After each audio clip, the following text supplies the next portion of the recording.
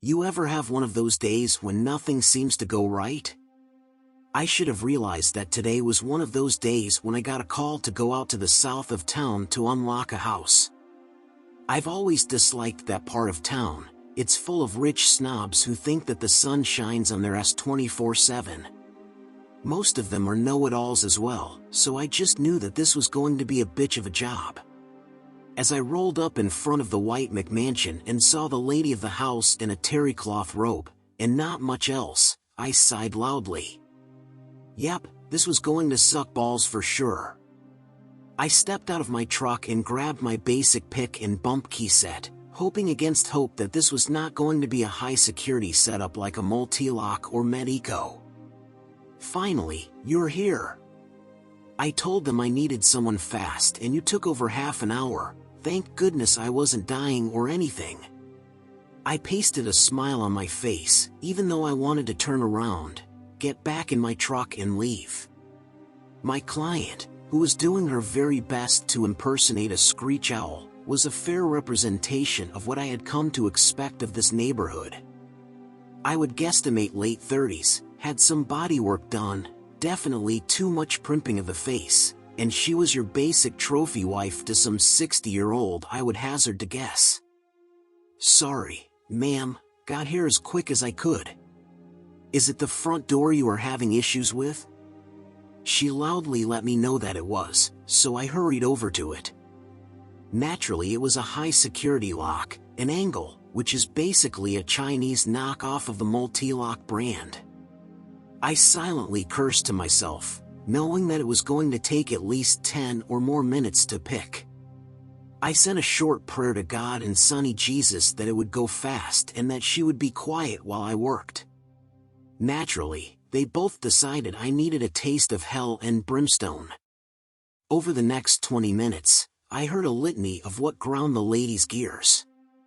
Her husband was probably cheating, her dog had explosive diarrhea all over the dry cleaning, her son was boffing someone on the football team, and here she was, locked out with an important society event, and wasn't I just taking forever to open a simple lock? I tell you, some days you just shouldn't wake up and go to work. Finally the last pin tripped and I spun the lock open. She rushed past me into the house, so I went back to my truck and started writing up the invoice.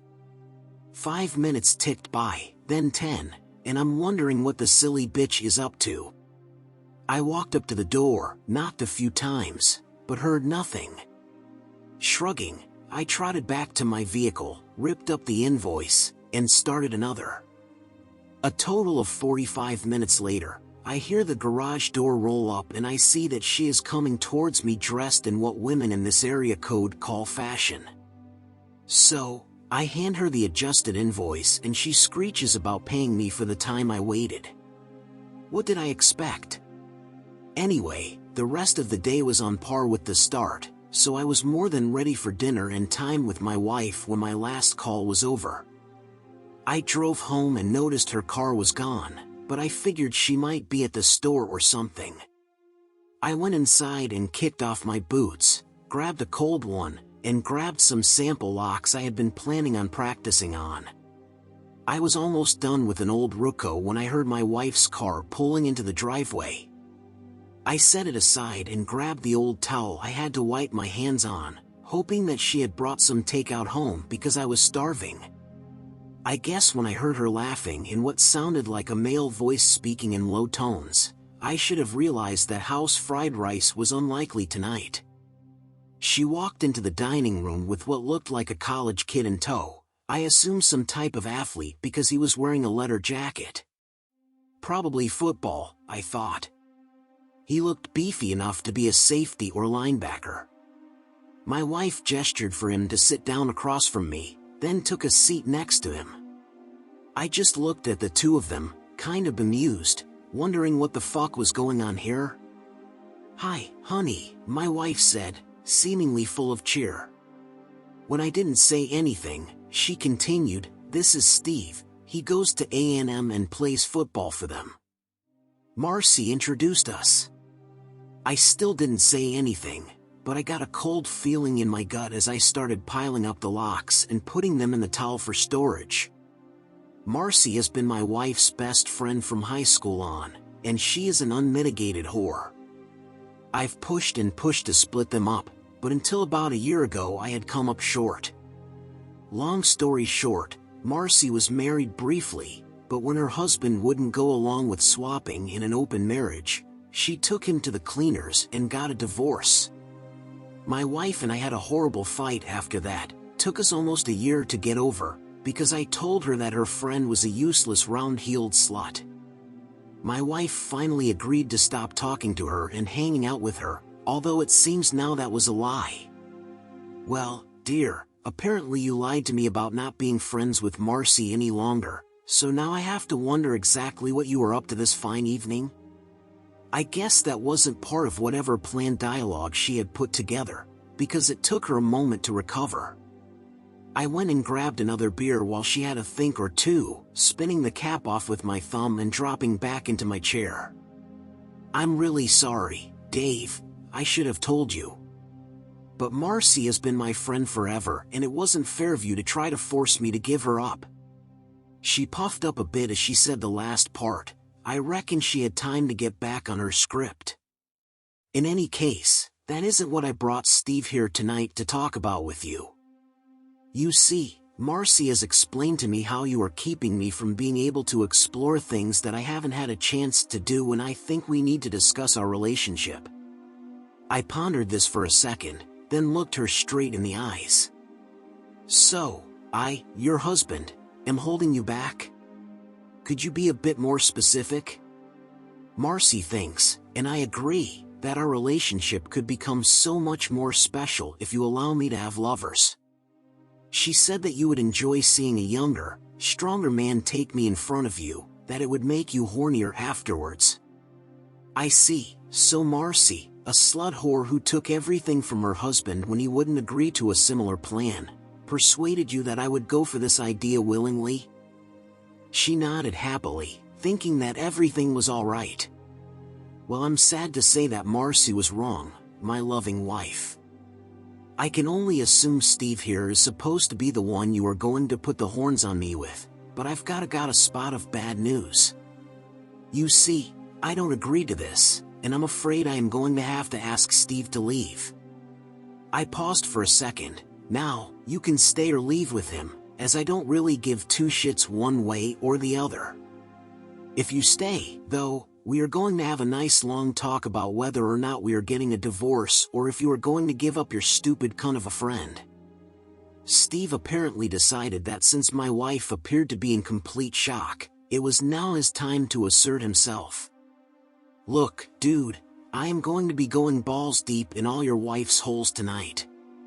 Now you can either be a nice cuck, be quiet, and watch, or I can break your fucking arms and make you clean off my dick before I go from her ass to her mouth. I chuckled. Steve, let me tell you something. Now I ain't some ex-Navy SEAL or Special Forces guy, but your idea of fighting is probably beating up on kids at school or in a bar. This isn't going to be that type of fight. Now, you can come around the table towards me, and the first thing I'm going to do is take this towel that I've bundled all these nice locks into, and I am going to try to injure you. Like seriously fucking injure you, and if that doesn't work, I'm going for anything else I can get my hands on, such as those knives on the magnetic strip behind me in the kitchen. I smiled at the look on his face. There is always the possibility that you will still beat the shit out of me. But be perfectly clear on this one fact. I am going to keep getting up and coming at you with anything that can fuck up your nice football career until you put me down and out. And, Steve, putting someone down and all the way out is usually close to killing them. So you might beat me down and end up doing a stretch in prison, where your rugged good looks will make you plenty of friends in the showers. I set down my beer and laid my hand on the towel. So, I guess what you have to ask yourself is my loving, sweet wife worth losing your career or freedom over? I guess in the end it wasn't, because he turned and walked towards the door, slamming it behind him. I got up and locked the deadbolt, shaking a bit from the adrenaline coursing through me from the possible fight. I turned around and went back into the dining room and sat down, looking at my wife. So, I guess this is when you decide if you are leaving with him or calling your friend and seeing if she will let you stay with her until the divorce is over. But, Dave, I don't want a divorce. I love you, this was for us, she wailed. I reached over and patted her hand. Sorry, dearest, you don't get to make those decisions anymore. She was crying and choking back snot, so I reached over into her purse and got her phone. I looked through her contact list until I found Marcy's middle name. Apparently this was supposed to fool me, but I knew her full name from when she had her husband served. He had come to our and commiserated over some beers, telling me to watch out for Marcy's influence on my wife. Apparently I had fucked that up. Go team me. I waited for Marcy to pick up, counting the rings. A silky voice came on the line. So, how did Dave like watching Steve give you that big dick? I snorted. Sorry, the wife is a bit distressed at the moment. Steve decided that he preferred not having broken joints, so he left. I need you to come pick up your fellow whore and take her home with you until we sort out our divorce. I clicked in on the phone and tossed it back into my wife's purse. As I walked into the kitchen to grab some garbage bags, I looked at my soon-to-be ex-wife, then to the sky. I just fucking knew this was going to be a bad day. What would have done better? Comment down below in the comments. Follow the second part of this story with the right end. Don't forget to like and subscribe to our channel so that we stay motivated. Go ahead and listen to the next story, which has the perfect ending added to it.